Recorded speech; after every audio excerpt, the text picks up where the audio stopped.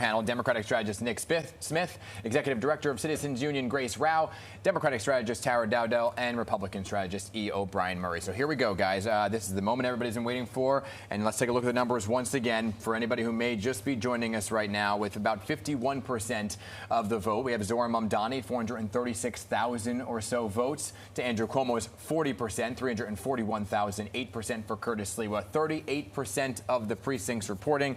There's that all-important number of 50%. Now, I know it's early, but he is at 51% with Zohran Mamdani. Nick, let me begin with you and see what you make of these numbers. If I'm Camp Cuomo, I'm really concerned at this point. You can't have 40% of the vote in and you're down 11 points. You know, there's some 60% out there remaining. And I think this speaks to what Mamdani has done here. He has energized coalitions that I don't think we've seen in quite a while. And, you know, the conventional wisdom is that older voters were flocked to Cuomo. Although we'll look at the exit polls and see what happens. What I understand is that Mamdani is doing well among voters over 50. So this may be, in terms of what he did in this election, something that's quite unprecedented in modern New York City elections. Yeah, it was our last poll at Pix 11 Emerson in the Hill showed that 50-plus voters were actually swinging to Mamdani, which was a bit of a change from what they had seen play out earlier in the campaign, with 50-plus going towards Cuomo. But when you look at these numbers, O'Brien, for Curtis, not cracking double digits right now. I see you're hard at work at this calculator. What are you adding? I keep forgetting to add the zero on the 2 million votes. I do 200,000. It doesn't work. But you got 40% of the vote in right now, and he's at 50%. For Andrew Cuomo to pull this out, and the team knows this today. They know who voted in the early voting. They know where they voted, more importantly. And then tonight, when they get these results, they know where it came from. In '93, when I did the Get Out the Vote for Rudy, Frank Luntz gave me the districts to watch for across the city. We knew where we did better than we should have. We outperformed. We were going to get kicked all over the place, and where we're supposed to be even, we were ahead. They know what the results are right now in that room in the back. 42, 43% of the vote in, and you're down 10 points. The next 60%, he's got to get 10% and then split the next 50, 50, 50. He's not even doing that yet. He's going to have to do like 60-something% going forward. The numbers are against him right now. I think a lot of folks at the Cuomo headquarters right now are with you on the calculator. One of the most impressive things as a campaign guy for Mamdani, forget the message, forget everything else, they're consistent tonight like they were in the primary. Primary night, when the first numbers came out at 9:05 from early voting, that number maintained all the way through the election day numbers that come through the later numbers we're getting now for results. It's happening again tonight. Mamdani has not just turned out his people early and identified them, he's identified more people to keep turning out on election day. And that, by the way, is the thing to study for every campaign going forward. O'Brien is giving credit to the Mamdani campaign. I give credit to Governor Dean earlier, too, sure. I'm about to fall out of this chair. We'll pick you up. Well, I mean, no, let me go to the point, Grace, because we're talking about ballot proposals at the same time. And ballot 6 was very interesting. Mamdani was a no on it about change in the election year. But if it had been on an election year of a presidential election, do you think we would be seeing this turnout or more? So we would be seeing more. Potentially, right? Because we see, you know, often 2-3 times the turnout that we get in a local election. Yeah. This one aside, because we've now, we haven't seen cross the 2 million votes cast mark in a local election since 1969. Do you think people would pay as much attention to it, though? Do you think people would pay much attention to it if you're getting swallowed up by a presidential election? So here's what I would say before Obi jumps in and tries to cut me off. Let me make my point. Easy killer. The idea is, so this election is an outlier and a fantastic outlier because we have seen so much engagement, so many new voters joining the process. This is fantastic, is reinvigorating the civic conversation, people's engagement, our democracy. All of that is great. But before we had today, we had steady declines in local turnout in our races for decades, where fewer than 1 in 4 New Yorkers were participating. That is bad for our democracy. And we know, not the people that are tuning in tonight, not the people at this table, that the vast majority of voters do their homework before they go to the polls. That's why my phone blows up, your phone probably blows up from people, and these are people who are voting already. They're not the ones staying at home, and they are saying, Dan, tell me how I should vote on these ballot proposals. Who should I vote for in these races?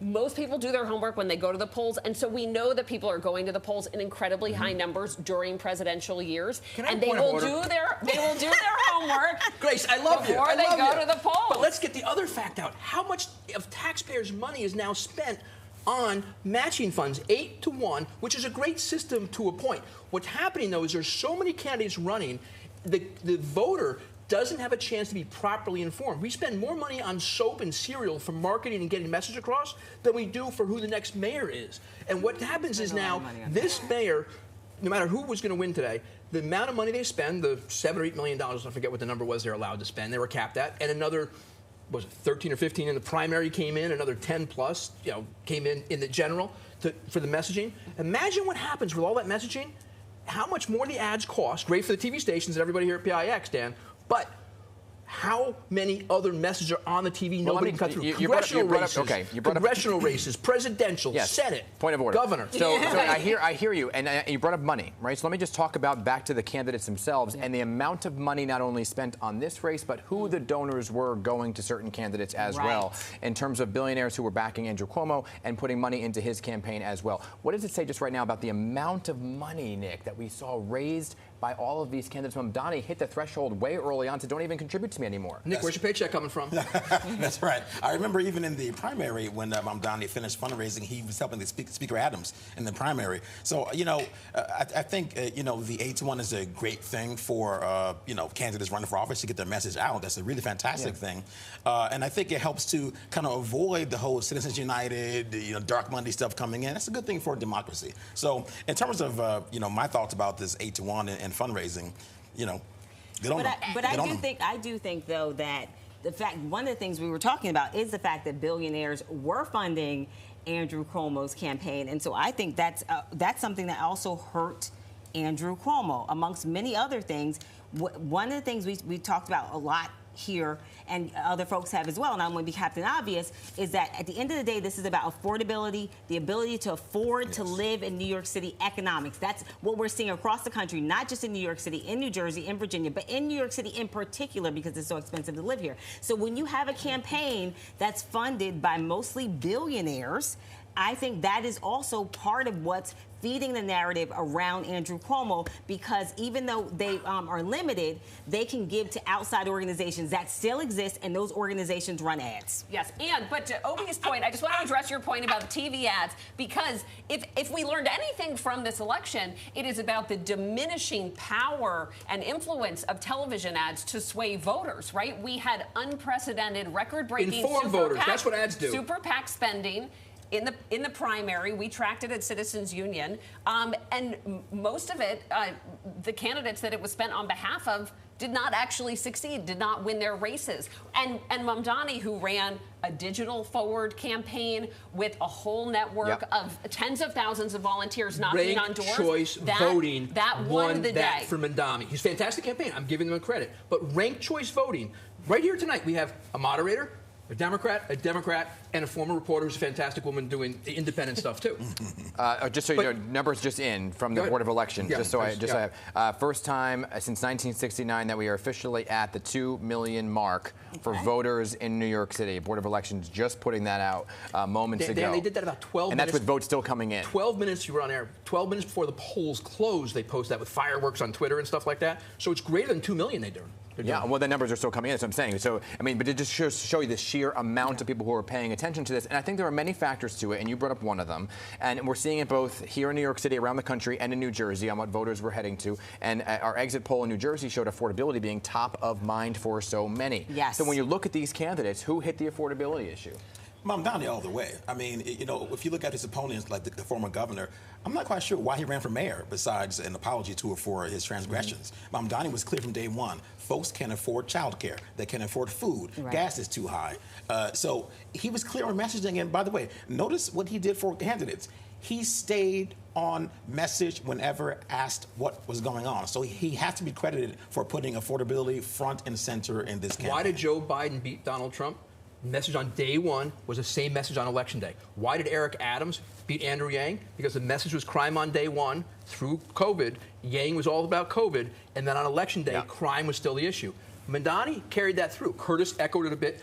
But I believe firmly Andrew Cuomo was his own worst enemy. A Rose Garden strategy, not for anything, following and being against. It doesn't work, orange man bad and going against Trump.